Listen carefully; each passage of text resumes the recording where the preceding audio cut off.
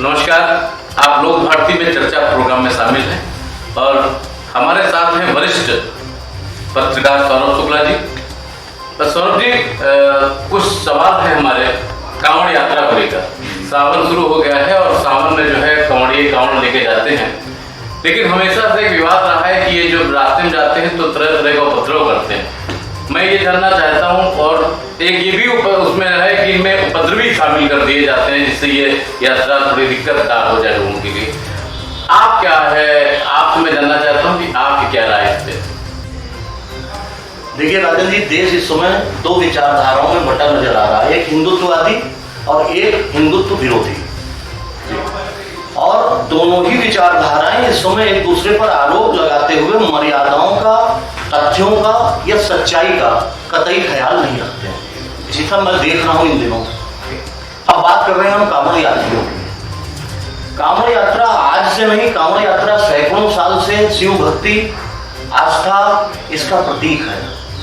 वो कांवड़ यात्री जो 100-100, 150-150 किलोमीटर पैदल चलते हैं, कंधे पर 50 से लेकर 150 किलो तक का वजन डालते, वो कांवड़ यात्री जो उस दौरान, इस कठिन यात्रा, थका देने वाली यात्रा के दौरान भी तमाम वर्जनाओं से बंधे रहते हैं, तमाम मर्यादाओं का पालन करते हैं। जिस समय वो सड़क पर चल रहे होते हैं राजन जी, और थके हारे पसीने से लथपथ एक कांवड़ यात्री के साथ कोई एक व्यक्ति छू के उसको निकल जाता है और उसको अपवित्र कर देता है उसकी मान्यताओं के मुताबिक, तो क्या उसे गुस्सा नहीं आएगा?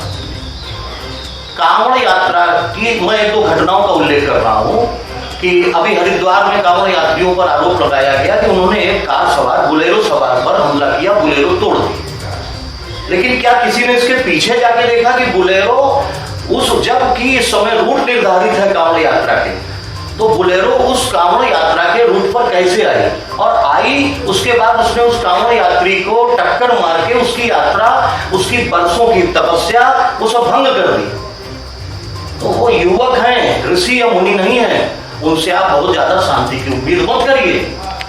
उन्हें गुस्सा आएगी फिर, और उनके गुस्सा को मैं जायज ठहराऊंगा, मैं उनके गुस्सा को नाजायज नहीं मानता। क्यों? अब मैं इसकी तुलना कर रहा हूं मुहर्रम के जुलूस से। मैं यहाँ हिंदू मुस्लिम नहीं कर रहा, न मैं इस चीज का विरोधी हूं कि मुहर्रम का जुलूस ना निकाला जाए या क्यों निकाला जाए या क्यों निकाला जाता है, ये कोई बात नहीं है। लेकिन अभी हाल में मुहर्रम संपन्न हुई है और आप सब ने देखा होगा कि मुहर्रम के जुलूस में धनबाद, पश्चिमी चंपारण, यूपी के मुजफ्फरनगर, बहराइच, बरेली, उज्जैन, इन स्थानों पर देश के सामने क्या मुहर्रम के जुलूस पर रोक लग जानी चाहिए? क्या मुहर्रम के जुलूस में शामिल सारे लोगों को हम गुंडा या उपद्रवी करार कर देंगे? तो यही चीज कांवड़ यात्रा के साथ है। अभी मैं ताजा उदाहरण दे रहा हूं कि दिल्ली में कांवड़ यात्रा की 1 किलोमीटर के मार्ग, निर्धारित मार्ग था कांवड़ यात्रा का, उसके 1 किलोमीटर के रास्ते में बाकायदे साजिशन कांच तोड़कर बिखेरी गई। इसका क्या हल है? जब कांवड़ यात्री जो थका हारा जा रहा है बम भोले के नारे लगाते हुए शिव को जलाभिषेक करने, और उसके पैरों में कांच चुभेगी तो उसको क्या लगेगा? उसे गुस्सा नहीं आएगा? आप सबसे गांधी होने की उम्मीद क्यों करते हैं? तो मैं नहीं मानता, कहने का मेरा आशय ये कि मैं नहीं मानता कि कांवड़ यात्रा में गुंडे या उपद्रवी शामिल है, बल्कि कांवड़ यात्रियों को कोई जाने या अनजाने ऐसी हरकत करके विवश कर देता है कि वो हिंसक विरोध करे। अभी एक चीज और विवाद में आती है खाने को लेकर कि रास्ते में जो होटल्स पड़ते हैं, जो लाज है, वहाँ पे होटल हैं, छोटे छोटे ढाबे हैं, इनमें जो है मुस्लिम वर्ग जो है वो अपने नाम छुपा के जो है लोगों की जो धर्म के साथ खिलवाड़ करता है, कि आस्था के साथ खिलवाड़ करता है। इसमें कोर्ट के भी कुछ आदेश है, सरकार ने भी कुछ नए नियम लागू किए हैं। तो मैं जानना चाहूँगा वो क्या है? देखिए, पहले सरकार ने पिछले साल कांवड़ यात्रा में एक अनिवार्यता की थी सभी दुकानदारों के लिए कि वो अपना नाम लिखें, जिससे कांवड़ यात्री जान सके कि उन्हें यहाँ पर ये अपने अनुकूल भोजन मिलेगा या नहीं मिलेगा। स्वाभाविक सी बात है कि हमारा भरोसा, किसी का भी भरोसा अपने मजहब पर ज्यादा होगा, अपने मजहबी लोगों पर ज्यादा होगा, कम से कम जहां बात धर्म की आएगी। और ऐसे उदाहरण पिछले सालों में भी और अभी इस साल भी आपके सामने घटनाएं आई हैं जब कांवड़ यात्रियों ने शिकायत की कि उन्होंने रास्ते में ढाबे में खाना खाया और खाने में मटन का टुकड़ा निकला। क्या उस दुकानदार को ये इतनी तमीज नहीं है कि ये मटन का टुकड़ा खिला के हम इसकी इतनी तपस्या, इतना इसका जो है श्रम जो हो रहा है, वो धर्म के नाम पर पाखंड कर रहा है या धर्म के नाम पर वास्तव में तपस्या कर रहा है? ये एक अलग विषय है, बहस का विषय। लेकिन वो कुछ तो कर रहा है धर्म के और आस्था के साथ, पवित्रता के साथ उसको निपटाना चाहता है। उसकी पवित्रता भंग करने का अधिकार किसी को नहीं है। इस साल क्योंकि सुप्रीम कोर्ट ने उस पर रोक लगा दी कि नाम लिखने पर, जहां तक मेरी जानकारी है, तो इस साल सरकार ने व्यवस्था की है कांवड़ यात्रा के मार्ग में जहां भी जो ढाबे या दुकानें होंगी वो बारकोड लगाएंगे। यानी बारकोड को हम स्कैन करेंगे तो हमारे सामने कम से कम ये तो आ जाएगा कि ये किस जाति से मतलब नहीं, किस धर्म का ये व्यक्ति है।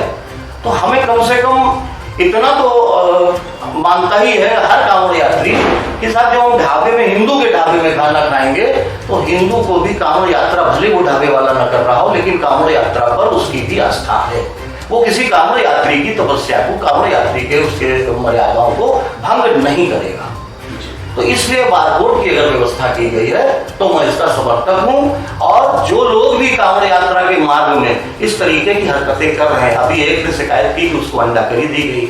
एक कुशवाहा साहब थे, 2 युवक थे, गांव से निकले थे और हरिद्वार से जल भर के आ रहे थे। उनका आरोप था कि हमको उसमें प्याज और लहसुन, जबकि उन्होंने पहले बता दिया था कि हमें प्याज लहसुन नहीं चाहिए, लेकिन उनको खाने में प्याज लहसुन दिया गया।